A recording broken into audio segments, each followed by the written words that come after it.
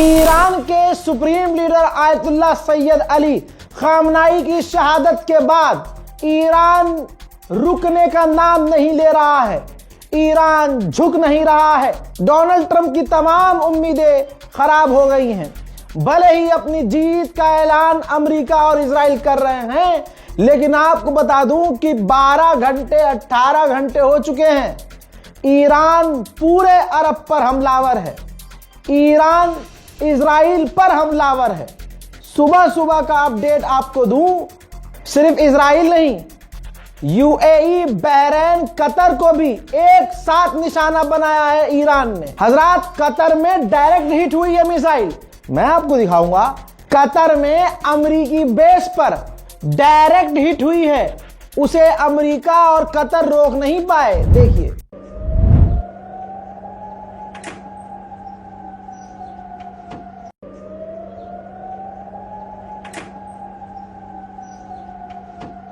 इधर ये दो तस्वीर देखिए, ईरान की मिसाइलें बहरीन में भी सुबह सुबह आज फिर से हिट हुई हैं। ईरान लगातार हमलावर है। तमाम अरब को लाइन में लगाकर ईरान पिटाई कर रहा है। जहां अमेरिका कह रहा है कि हमारे ऊपर ईरान हमला नहीं कर पा रहा है, सटीक हमले नहीं है, ये है वो है। भाई, दुबई के अंदर अमेरिका के बेस पर जो सुबह सुबह आज फिर हमला हुआ, सुबह सुबह भी नहीं, भारतीय वक्त के मुताबिक सुबह 9 बजे समझिए, ठीक, हमला हुआ, उसका विजुअल दिखा रहा हूं। यानी यूएई में, दुबई में अमेरिकी बेस पर डायरेक्ट हमला ईरान का।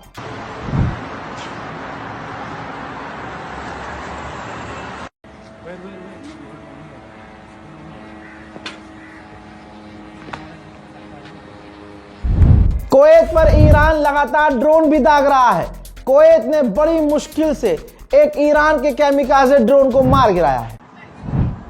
ओ भाई साहब, मर गया क्या भाई? ओ भाई, अबे यार। मेरे दोस्तों, ईरान के हमले अगर आप देख रहे हैं तो बिल्कुल सटीक हैं, निशाने पर है, ना इधर ना उधर। दोस्तों, देर रात को, गुजरी बीती रात को ईरान ने इजराइल पर हमला किया, वो भी किस बिल्डिंग पर? तस्वीर दोनों आपके सामने, इजराइल के जनरल स्टाफ की बिल्डिंग पर। कहां पर? इजराइल में, तेल अवीव में जनरल स्टाफ, इजराइल की फौज का जनरल स्टाफ का जो हेडक्वार्टर था, उसको ईरान ने डायरेक्ट हिट किया है। तस्वीर आपके सामने है। आइए अब उधर तस्वीर देखिए दुबई की। दुबई का जबल अली पोर्ट ईरान के ड्रोन हमलों के बाद धुआं धुआं नजर आ रहा है। रुक रुक कर पूरे इजराइल में सायरन बज रहे हैं। ईरान एक साथ दर्जनों मिसाइलें दाग रहा है और ईरान की मिसाइलों को रोकने के लिए लगातार कोशिश कर रहा है।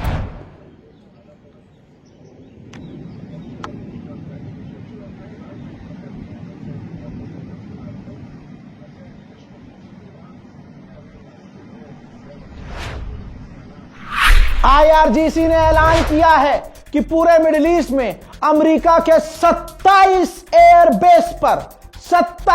एयरबेस पर अमेरिका के हमने हमला किया है और इजराइल के बेसिस पर अलग से किया है।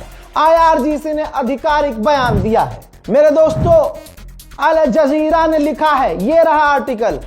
अल जजीरा ने कहा कि ईरान के सुप्रीम लीडर शहीद, ईरान के सुप्रीम लीडर ने जो स्ट्रक्चर बनाया था, जो निजाम बनाया था, वो अभी भी चल रहा है उनके जाने के बाद भी। आओ अब मैं तुम्हारे पसंदीदा मोहम्मद बिन सलमान की और जानकारी दूं। मोहम्मद बिन सलमान पब्लिक डोमेन में कह रहा था कि डिप्लोमेसी से बात करो, टेबल पर बैठ के बातचीत करो और मामले को निपटाओ। लेकिन डोनाल्ड ट्रंप को 5 से 6 मरतबा मोहम्मद बिन सलमान ने पर्सनल फोन किया था, पर्सनल फोन, कि ईरान पर हमला करो। ईरान पर हमला करने के लिए डोनाल्ड ट्रंप को मोहम्मद बिन सलमान ने मजबूर किया था। ईरान की सारी आवाम सड़कों पर आ गई है। करोड़ों लोग ईरान में अपने रहबरे आजम के लिए उनकी शहादत में बौखला कर सड़कों पर आ गए हैं। नारेबाजी हो रही है। ईरान के सुप्रीम लीडर के खून का बदला लेने की बात हो रही है। ईरान की गवर्नमेंट के सपोर्ट में प्रदर्शन हो रहे हैं।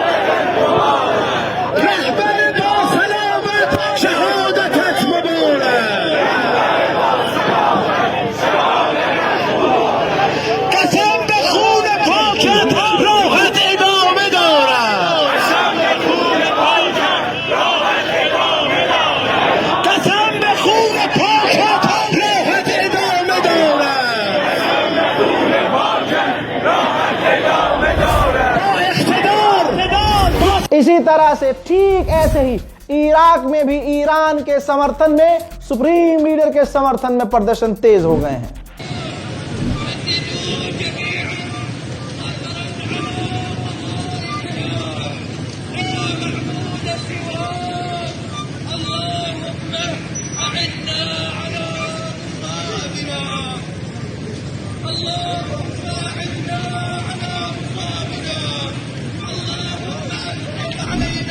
हजरात, अब आपको मैं एक खुशखबरी देता हूं।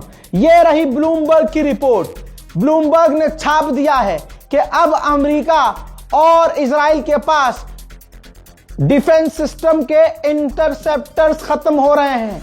यानी अमेरिका और इजराइल के पास ईरान की मिसाइलों को रोकने के लिए रॉकेट खत्म हो रहे हैं। ईरान इजराइल को बहुत पीट रहा है और अल्लाह ईरान को और हिम्मत दे कि अमेरिका और इजराइल को ईरान और बुरी तरह से पीटे।